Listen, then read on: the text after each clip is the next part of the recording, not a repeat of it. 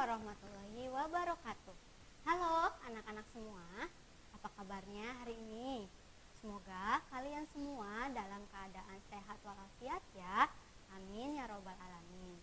Nah anak-anakku, ibu akan selalu mengingatkan kalian untuk tetap menjaga kesehatan ya, dan selalu menerapkan protokol kesehatannya. Supaya apa? Supaya kalian tetap terhindar dari penyebaran virus corona ini, yaitu dengan cara yang pertama memakai masker, lalu menjaga jarak, lalu yang ketiga mencuci tangan, yang keempat mengurangi mobilitas, dan yang kelima menghindari kerumunan. Pinter. Selain itu kalian juga harus tetap selalu berolahraga, minimal berjemur di pagi hari. Selain itu juga kalian harus rajin makan makanan yang bergizi, terutama sayur, buah ya. Tidak lupa juga kalian harus tetap selalu semangat belajar, meskipun belajar kalian masih dari rumah. Tapi insya Allah nanti kita akan bertatap muka, akan bertemu kembali belajar bersama di sekolah ya.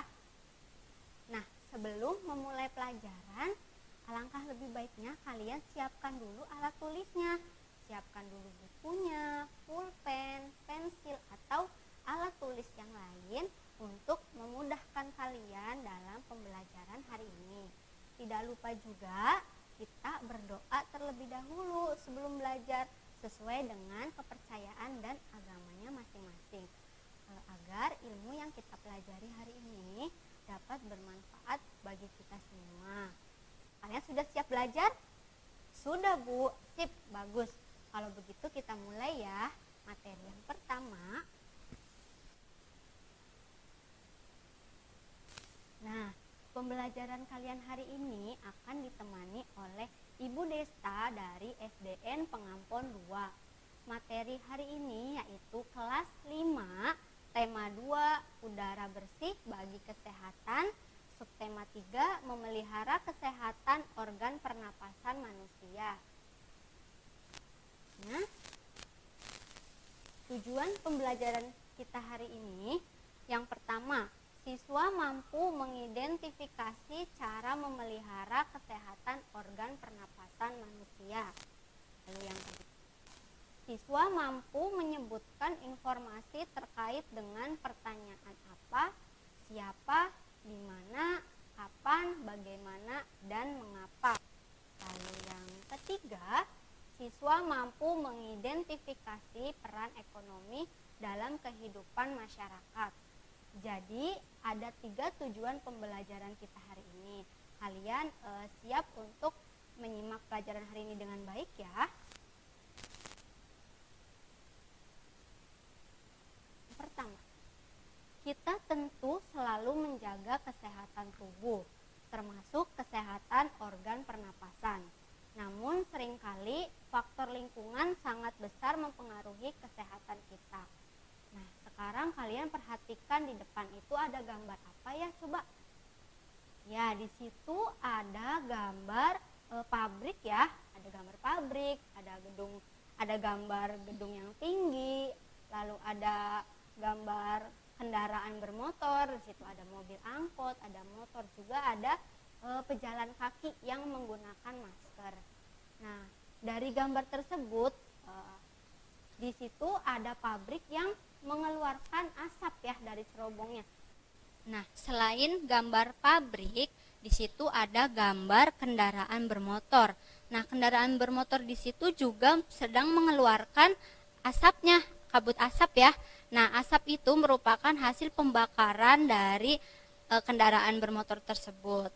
Nah, kalian sering kali ya menjumpai atau menemukan asap-asap atau seperti kegiatan seperti di gambar. Misalnya kalian sedang di jalan gitu. Nah, terutama itu di kota-kota besar ya, yang banyak terdapat pabrik, lalu bangunan tinggi. Selain itu kendaraan yang padat, jalanan yang macet. Nah, kalian pasti sering menemukan seperti yang ada di gambar. Nah, kabut asap yang dihasilkan oleh pabrik dan kendaraan bermotor ini tentunya berbahaya bagi kesehatan kita. Kesehatan, terutama kesehatan apa? Kesehatan organ pernapasan kita, betul. Nah, selanjutnya, contohnya nih, seperti yang terjadi pada tahun 2015, bencana kabut asap melanda sebagian wilayah Indonesia, terutama di Sumatera dan Kalimantan. Nah, selain kabut asap itu terjadi karena hasil pembakaran dari pabrik dan kendaraan bermotor, kabut asap juga bisa disebabkan oleh adanya kebakaran hutan. Salah satunya seperti di wilayah Sumatera dan Kalimantan. Kenapa? Karena di wilayah tersebut masih terdapat banyak hutan. Selanjutnya, nah, ada beberapa bahaya dari kabut asap bagi kesehatan. Yang pertama, kabut asap dapat menyebabkan iritasi pada mata, hidung, dan tenggorokan. Yang kedua, kabut asap dapat menyebabkan reaksi alergi peradangan dan mungkin juga infeksi. Lalu yang ketiga, kabut asap dapat memperburuk penyakit asma, infeksi saluran pernapasan akut atau ISPA. Nah, akan mudah terjadi. Kabut asap ini berbahaya bagi orang yang sehat, apalagi orang yang sakit, terutama orang yang memiliki penyakit bawaan ya, itu jauh lebih berbahaya sehingga lebih membahayakan jiwa orang tersebut. Lalu yang keempat, kabut asap dapat menyebabkan kemampuan kerja paru berkurang dan menyebabkan seseorang mudah lelah dan mengalami kesulitan bernafas. Selanjutnya, nah di sini Ibu punya satu teks bacaan. Coba kalian perhatikan ya.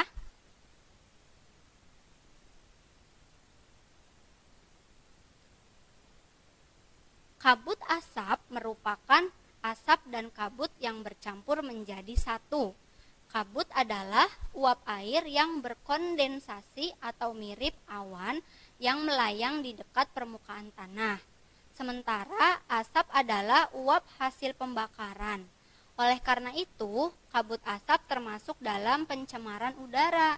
Dampak negatif kabut asap yaitu masalah kesehatan pernapasan atau iritasi mata, hidung, dan tenggorokan. Untuk mengurangi dampak kabut asap, penggunaan masker dan kacamata sangat disarankan. Masker dan kacamata berguna untuk melindungi pernapasan dan mata selama beraktivitas di kawasan yang terkena dampak pencemaran kabut asap. Selanjutnya, dari teks tersebut, nah, kita bisa menemukan informasi dalam sebuah teks. Tadi contohnya Ibu sudah kasih satu teks ya. Nah, bagaimana sih Bu kita menentukan informasinya gitu? Selain masih ingat tidak ide pokok? Nah, ide pokok juga kan merupakan salah satu cara untuk menemukan informasi ya. Selanjutnya di sini kita dapat menggunakan kata tanya. Kata tanya pasti bentuknya tanda tanya ya. Baik. Kata tanya dapat digunakan untuk menemukan informasi di dalam teks. Kalian pasti sudah tahu ya kata tanya itu apa, terus ada apa saja bentuk-bentuknya. Di sini Ibu akan menjelaskan satu persatu. Yang pertama ada apa. Apa ini fungsinya untuk mengetahui informasi tentang suatu hal atau benda. Lalu di mana, mengetahui informasi tempat, kapan untuk mengetahui informasi waktu, lalu siapa untuk mengetahui informasi pelaku atau tokoh atau orang gitu ya. Lalu mengapa untuk mengetahui informasi alasan suatu hal. Dan bagaimana untuk mengetahui informasi tentang proses atau penjelasan sesuatu. Sudah paham ya? Selanjutnya, coba kalian perhatikan contoh pertanyaan nih dan jawaban pada tabel berikut. Tadi sudah Ibu jelaskan contohnya macam-macam dari kata tanyanya ada apa saja. Nah, sekarang dari kata tanya itu kalian bisa membuat pertanyaan. Ya, pertanyaan dari sebuah teks atau gambar. Membuat pertanyaan dan jawabannya dengan menggunakan kata tanya yang ada 6 tadi. Seperti ini contohnya. Nah, yang pertama itu apa? Apa tuh gimana sih Bu contoh pertanyaannya? Nah, seperti ini contohnya. Apa yang dimaksud dengan kabut asap? Jawabannya, kabut asap merupakan asap dan kabut yang bercampur menjadi satu. Ya, itu kan apa itu tujuannya untuk menanyakan suatu hal ya, informasi. Lalu yang kedua ada siapa. Siapa saja yang disarankan untuk menggunakan masker dan kacamata saat terjadi kabut asap? Jawabannya, warga yang tinggal di kawasan yang terkena dampak pencemaran kabut asap. Lalu yang ketiga, bagaimana cara mengurangi dampak kabut asap bagi manusia? Jawabannya, kita dapat menggunakan masker dan kacamata yang berguna untuk melindungi pernapasan. Di mana biasanya terjadi kabut asap? Di tempat yang melakukan pembakaran atau tempat di mana sumber dari kabut asap tersebut ya. Lalu ada mengapa terjadi kabut asap? Karena adanya proses pembakaran itu. Lalu yang terakhir ada kapan kita disarankan untuk memakai masker dan kacamata yang berguna untuk melindungi pernapasan saat terjadi kabut asap. Sudah paham ya bagaimana cara membuat pertanyaan dari kata tanya? Baik, kita lanjut. Nah, sebelum kita lanjut ke materi selanjutnya, Ibu akan mengingatkan kalian pada pembelajaran sebelumnya kalian sudah mempelajari tentang macam-macam organ pernapasan ya. Organ pernapasan itu ada apa saja, macam-macamnya, dan fungsinya. Nah, materi itu jangan langsung kalian lupakan karena itu akan berkesinambungan dengan materi-materi selanjutnya. Setelah kalian tahu macam-macam organ pernapasan, lalu fungsinya apa saja, dan mungkin bentuknya ya seperti apa itu digambar, kalian bisa lihat. Sekarang kita akan membahas atau mempelajari tentang bagaimana sih cara memelihara organ pernapasan kita. Sekarang kita sama-sama menyimak video tentang cara memelihara organ pernapasan manusia ya. Halo, kali ini kita akan belajar tentang cara menjaga kesehatan organ pernapasan. Organ pernapasan harus kita jaga agar tidak terserang penyakit. Yuk kita simak cara memelihara kesehatan organ pernapasan pada peta pikiran berikut. Cara memelihara organ pernapasan. Cara memelihara organ pernapasan yang pertama, menjaga dan merawat kesehatan organ pernapasan kita lakukan dengan cara olahraga secara teratur. Olahraga dapat menyehatkan organ pernapasan. Memakan makanan yang bergizi. Makanan seperti buah dan sayur dapat meningkatkan sistem kekebalan tubuh terhadap penyakit. Tidur dengan posisi yang benar. Posisi tidur yang benar untuk menjaga kesehatan organ pernapasan yaitu miring ke kanan. Memeriksa kesehatan organ pernapasan secara teratur. Organ pernapasan harus diperiksa secara teratur agar tetap sehat dan bekerja dengan baik.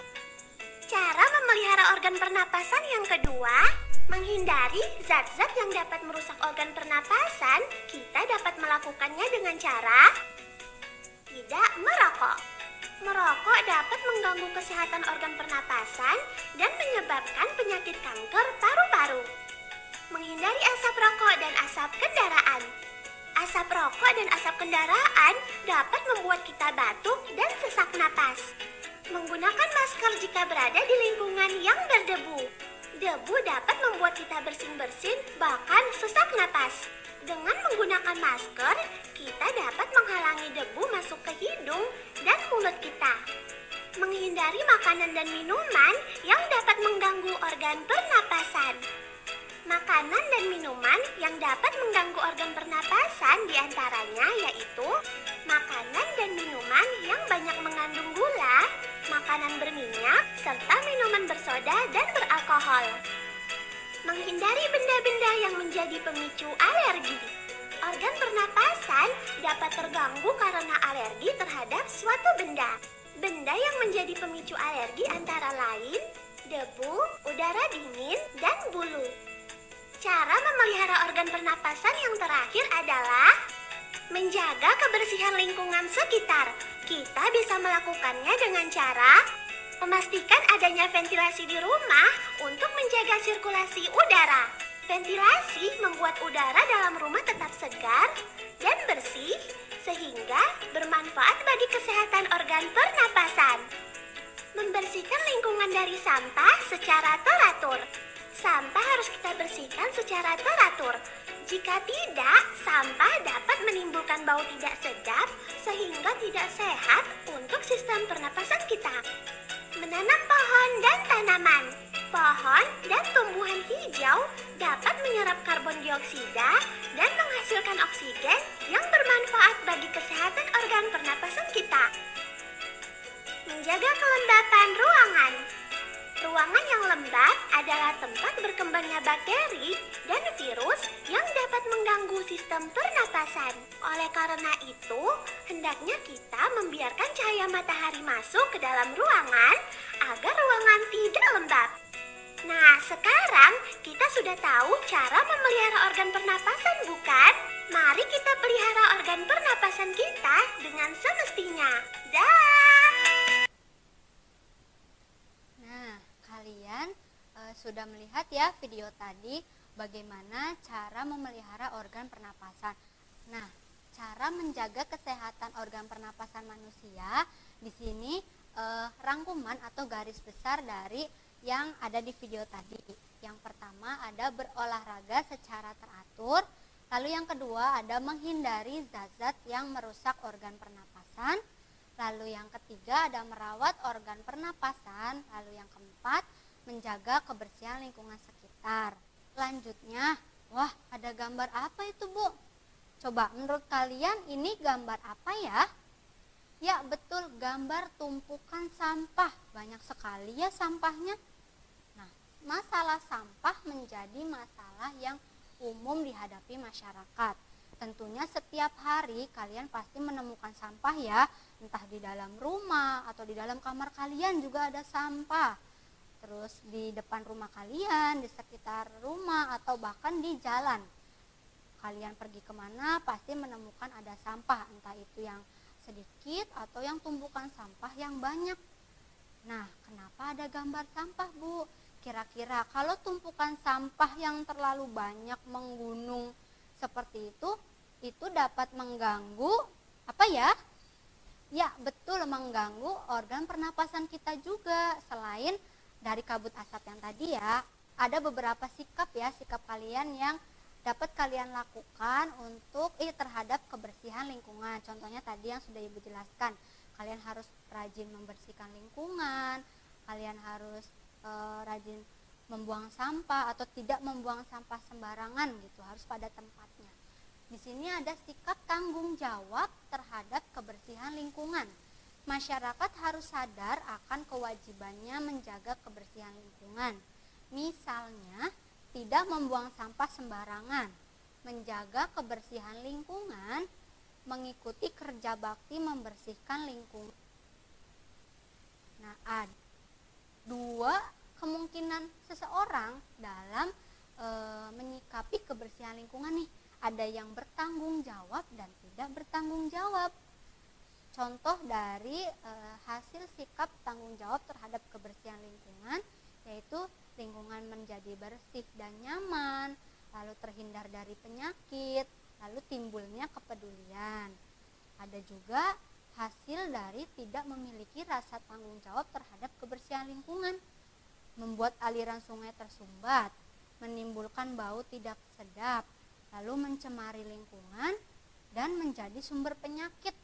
Ayo, kira-kira kalian mau jadi orang yang mana? Yang bertanggung jawab atau yang tidak bertanggung jawab? Yang bertanggung jawab ya, karena itu juga untuk kebaikan kalian gitu, supaya lingkungan kalian bersih gitu, dan udara yang kalian hirup bersih juga gitu, sehingga tidak akan menimbulkan penyakit pada organ pernapasan atau penyakit-penyakit yang lainnya ya.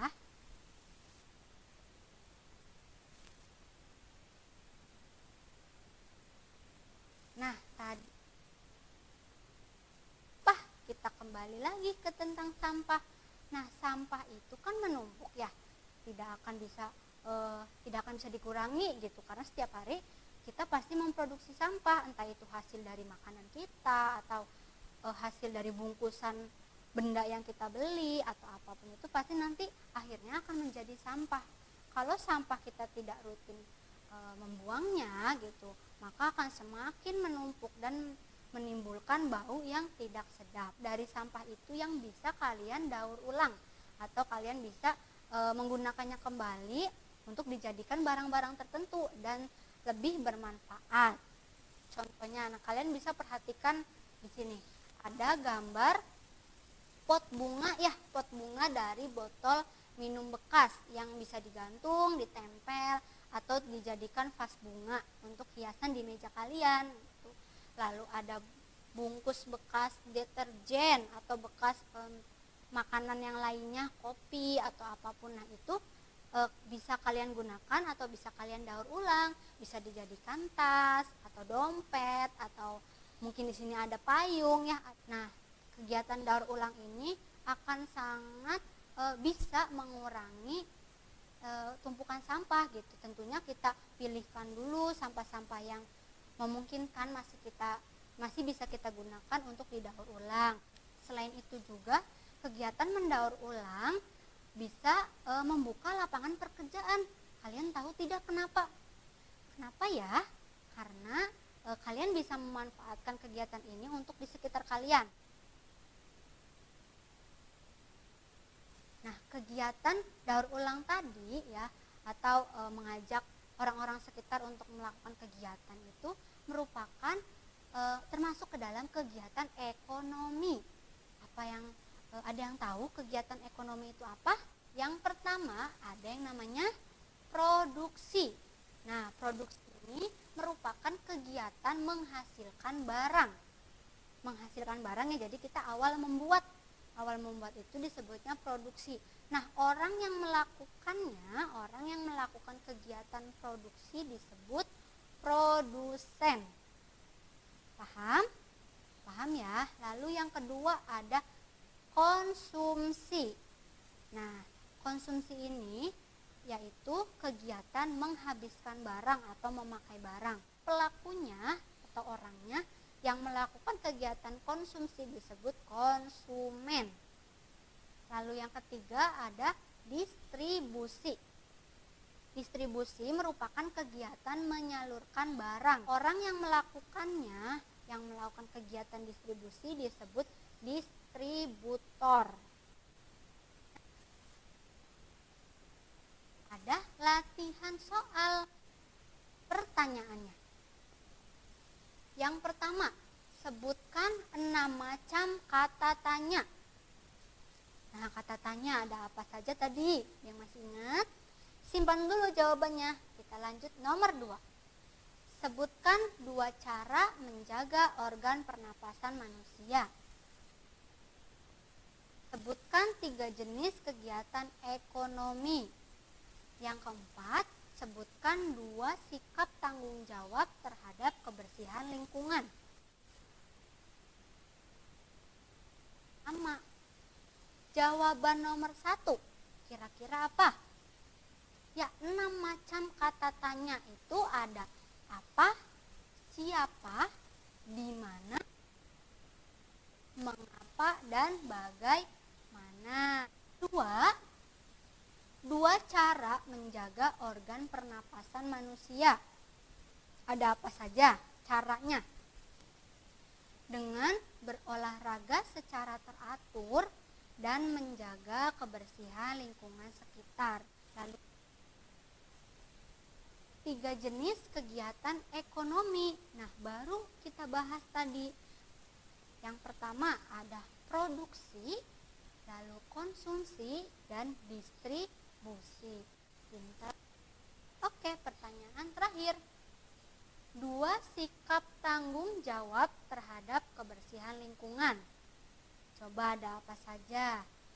Nah, tidak membuang sampah sembarangan dan menjaga kebersihan lingkungan. Baik, ada yang jawabannya sama dengan Ibu? Sama ya, sama semua.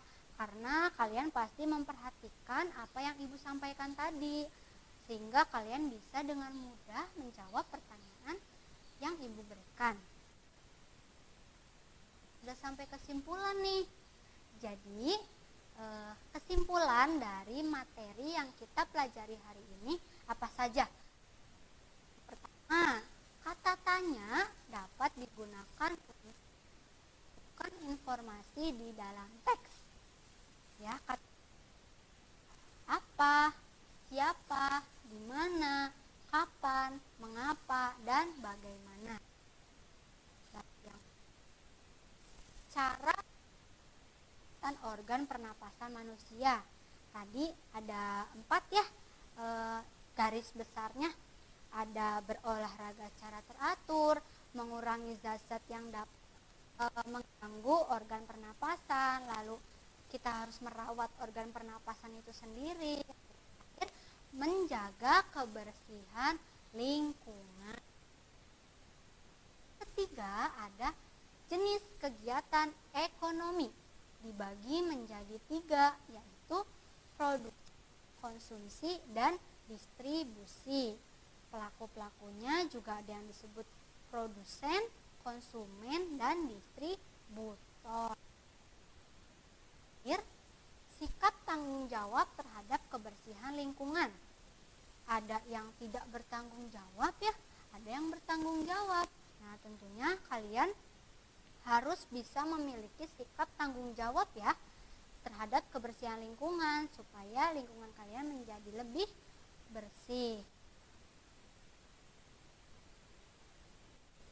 Nah, anak-anakku, bagaimana? Kalian sudah paham ya materi yang kita pelajari hari ini, apa yang Ibu sampaikan? Pasti kalian sudah mencatatnya pada buku catatan kalian. Kalian juga sudah memperhatikannya dengan baik. Semoga apa yang kita pelajari hari ini dan materi yang Ibu sampaikan dapat bermanfaat bagi kita semua. Amin ya robbal alamin. Nah, jangan lupa kalian tetap selalu menjaga protokol kesehatan ya, supaya kalian tetap terhindar dari penyebaran virus corona. Jangan lupa juga kalian selalu semangat belajar meskipun masih belajar dari rumah. Tidak lupa juga selalu mengerjakan tugas-tugas yang diberikan oleh Ibu dan Bapak guru di sekolah. Siap ya? Siap Bu, pintar. Nah, sekian materi yang Ibu sampaikan. Kurang lebihnya mohon maaf. Wabillahi taufik wal hidayah. Wassalamualaikum warahmatullahi wabarakatuh. Dadah.